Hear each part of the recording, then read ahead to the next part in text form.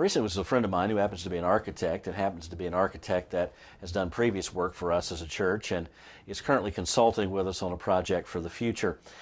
And I love the way architects think. They can see things that don't exist and they can design things in such a way that it fulfills the purpose for which it is designed. You think about that. That's an amazing and wonderful quality. That the quality of the designer determines the quality of the product. I just want to ask you a question.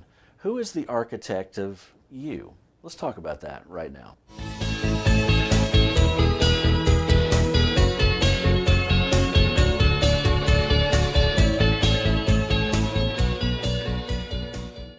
Well, surprise, surprise. You're about to hear a preacher say that the architect of you is God. Well, that's not shocking. But let me remind you of that truth, and let's drill down into its implications for us right now. I want to take you to Proverbs chapter 3 and verse 19 and read you this directly from the Bible. It simply says this: "The Lord by wisdom founded the earth. By understanding, he established the heavens."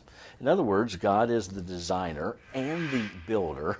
He's the architect and the contractor of everything. All of the heavens, this earth, and all that is on this earth, including we humans who walk on its dusty surface.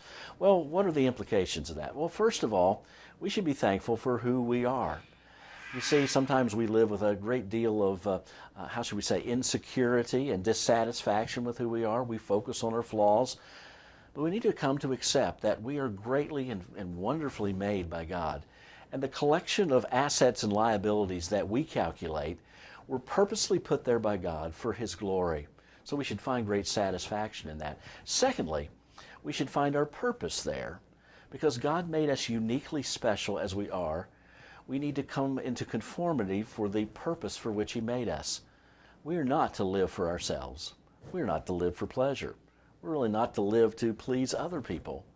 But we are here to live to please God. There's an old saying, an old doctrinal statement from years ago that simply says this: the chief end of man is to glorify God. That's what we're here for. You are existing, you were designed, you were created, you were placed where you are to serve God. If you're living in harmony with that purpose, you're going to have great joy and contentment and accomplish something of eternal value.